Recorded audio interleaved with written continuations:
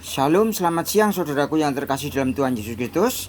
Menanggapi channel Pengamat Lintas Agama, siaran pada Jumat 28 Oktober 2022 jam 00.01 waktu Indonesia Barat.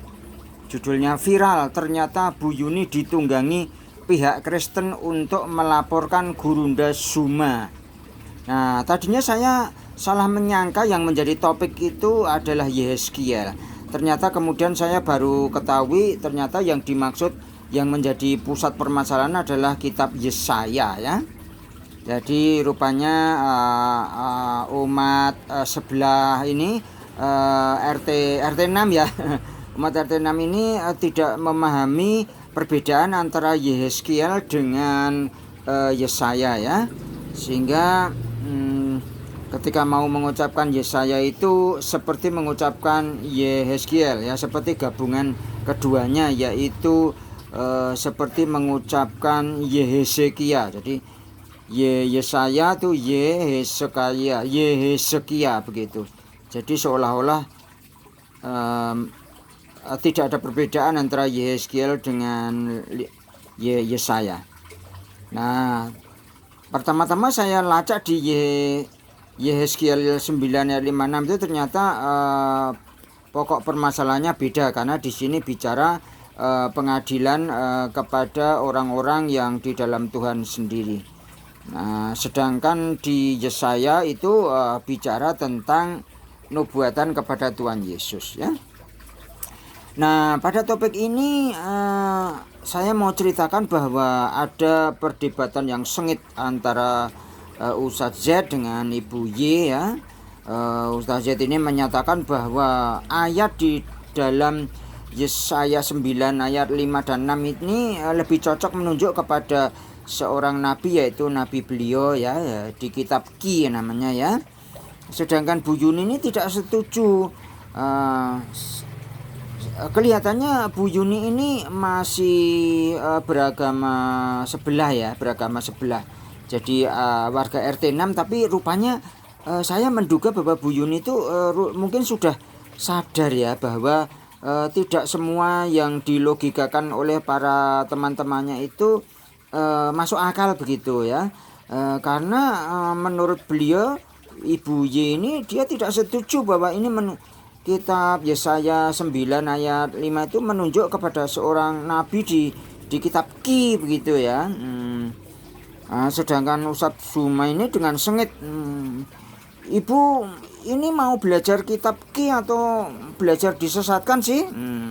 Kata-katanya sangat kejam sekali ya, sangat kasar dan kejam, apalagi disampaikan kepada seorang ibu ya, seorang wanita ya, yang seharusnya seorang ibu itu kan kaum yang lemah, yang membutuhkan tuntunan dengan lemah lembut ya. Tapi ternyata di sini terjadi perdebatan yang sangat sengit, di mana seorang UZ ini kejam sekali, meluluh lantakkan Ibu Y ini ya. Kemudian Ibu Y mohon supaya jangan menyerang pribadi ya. Dia merasa pribadinya diserang ya. Nah, kemudian Tuan UZ ini ya mengatakan bahwa ini adalah sedang perang logika ini. Ibu kan menahan saya demi seolah-olah itu membela melaju kristenisasi begitu ya. Jadi Ustadz Z ini menuduh Ibu Y itu bersekongkol dengan umat K untuk melakukan namanya kanisasi ya. Nah, apa sih isi daripada kitab Yesaya 9 ayat 6 ya? Sebab seorang anak telah lahir untuk kita, seorang putra telah diberikan untuk kita, lambang pemerintahan ada di atas bahunya, dan namanya disebutkan orang Penasehat Ajaib, Allah yang perkasa, Bapa yang kekal, Raja Damai ya. Semua orang Kristen pasti sudah tahu ya bahwa ayat ini adalah nubuatan akan kedatangan Sang Mesias, yaitu Tuhan Yesus Kristus ya. Nah, sedangkan menurut UZ ini ya, dia berkata bahwa ini tidak menunjuk kepada Yesus, tetapi kepada Raja Yehezekia. Nah, Raja Yehezekia itu siapa ya? mula-mula saya bingung, kok di dalam kitab Yesaya itu kok ada namanya Raja Yehezekia. Nah, rupanya yang dimaksud itu adalah Yesaya ya, Nabi Yesaya. Tetapi agak rancu antara Nabi Yesaya dan Nabi Yehezkiel gitu ya. Jadi umat RT 6 itu tidak bisa membedakan perbedaan antara Yesaya dengan Yehezkiel, sehingga diucapkan sebagai Yehezekia.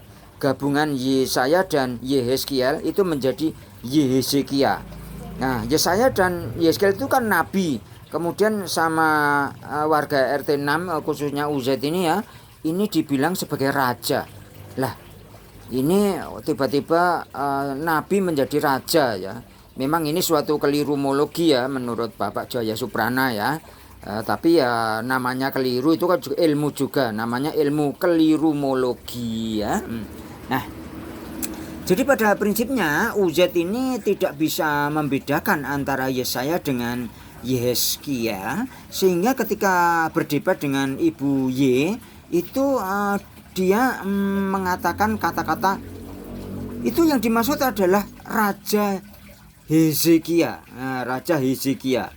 Raja Hezekia itu rupanya merupakan penggabungan kelirumologi antara Nabi Yesaya dan Nabi Yehezkiel. Karena saking bingungnya, mungkin karena stres atau apa ya, sehingga terjadi ilmu kelirumologi, yaitu menjadi Hezekia, dan ditambahkan lagi kesempurnaannya menjadi raja. Yang tadinya nabi dirubah menjadi raja. Padahal ya tidak ada itu namanya kok Raja Hezekia itu siapa. Kalau Raja Hizkia ada. Nah, Raja Hizkia itu ada. Nah, sementara Ibu Y ini sangat kasihan sekali ya, dia sampai memohon-mohon, abang mengapa malah menaikkan Nabi M ya, seolah-olah Nabi M itu yang dinubuatkan oleh Yesaya 9 ayat 6 ya. Nah, tadi kan dibilangnya kan Raja Hezekia. Kemudian belakangan dia juga bilang Nabi M itu yang dimaksud oleh Yesaya 9,9 ayat 6 itu. Jadi bukan Yesus ya menurut beliau UZ ini ya. Jadi kemudian UZ malah melanjutkan kelirumologinya menjadi pertanyaan demikian. Kalau begitu mana yang lebih cocok antara Yesus dengan baginda begitu ya.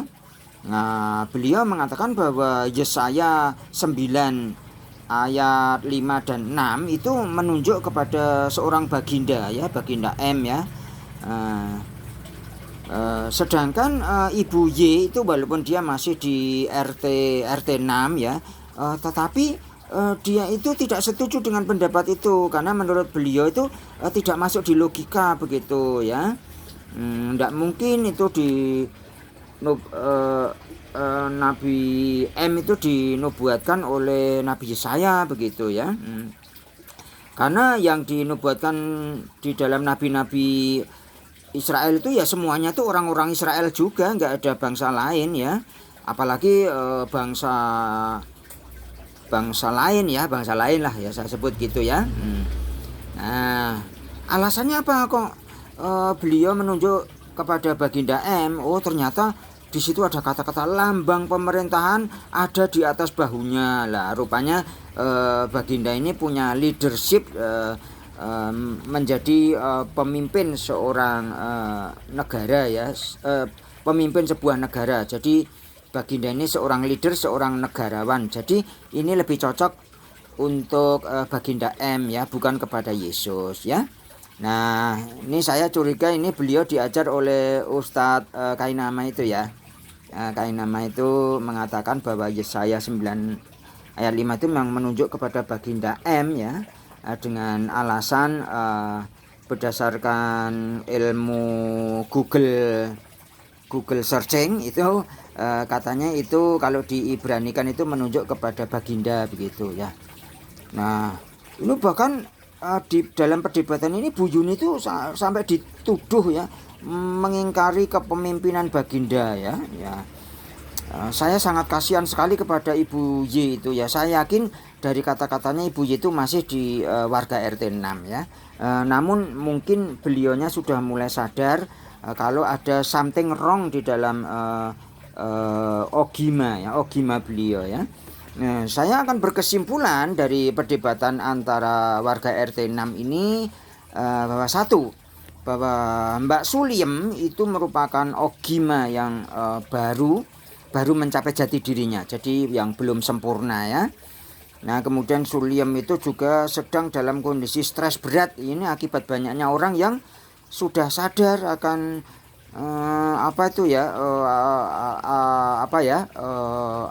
keabal-abalan referensi begitu ya. Karena di negara-negara tertentu saja ya, di negara asalnya saja ada buku-buku yang penting itu malah dibuang ke selokan ya. Ini ada YouTube-nya, sudah lama ya. Nah, namun yang membuang siapa ya saya juga tidak tahu ya. Yang jelas peristiwa itu ada. Bahkan sekarang ini kan pemerintah Arab Saudi oleh pemerintahan seorang pangeran yang baru ini kan dia kan ingin berubah dari negara agama menjadi negara demokrasi ya gitu. Nah, ini pangeran ini kebetulan cerdas dan punya otak brilian ya. Nah, kemudian yang nomor 3, stres berat ini rupanya membuat pembela-pembela Mbak Suliem ini ya, ini justru makin agak kurang pandai lah begitulah ya.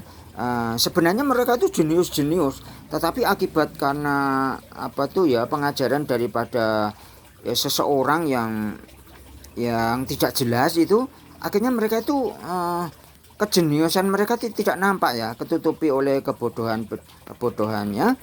Nah, akhirnya mereka menggunakan jurus cocokologi ya. Nah, ini ternyata membuat mereka jadi kejam, saudara. Mereka bahkan tidak lagi bisa menghormati wanita atau ibu sebagai makhluk lemah yang harus dilindungi dan diempati ya. Saya sangat kasihan sekali melihat perdebatan antara UZ dengan Ibu Y ini ya. Ini tidak bermaksud menyudutkan siapa-siapa ya. Ini hanya jawaban-jawaban ya, karena kita tahu sendiri bahwa dewasa ini kan agama Kristen itu kan sudah dihujat sedemikian rupa, sangat kejam sekali hujatannya ya.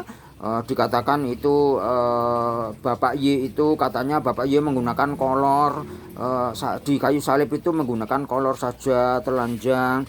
Kemudian ada yang mengatakan titiknya nggak bisa berdiri, lemah, impoten ya. Itu merupakan hinaan yang luar biasa kepada Tuhan Yesus Kristus ya. Saya tidak akan membela Tuhan Yesus Kristus karena Tuhan Yesus Kristus itu bisa membela dirinya sendiri, sehingga saya nggak perlu membela ya. Kiranya Tuhan Yesus Kristus sendiri yang akan berurusan dengan para beliau-beliau yang yang keliru gitu ya. Biasanya sih Tuhan Yesus itu lemah lembut, paling mengampuni, paling begini, oh Bapa ampunilah mereka karena mereka tidak tahu apa yang mereka perbuat ya, paling begitu saja. Tidak ngajarin membunuh pakai pedang ya Yesus itu ya. Wong Yesus itu jarang, hampir tidak ada pernah menggunakan pisau ya, apalagi pisau ya. Apalagi pedang, pisau aja nggak pernah ya. Apalagi memenggal-menggal seperti ada mantan pendeta tertentu tuh yang mengancam memenggal pendeta lain ya. Mantan pendeta ingin memenggal kepala pendeta yang masih aktif ya. Itu ada tuh di negeri kita ini ya, sampai sekejam itu ya pikirannya, otaknya tuh sampai jadi kejam itu karena iblis yang menyusup ke dalam ajaran-ajaran ya, sebagaimana sudah digambarkan di dalam Alkitab bahwa kalau Roh Kudus itu ditinggalkan, diusir dari keluar tubuh seseorang, maka yang akan datang itu yaitu iblis.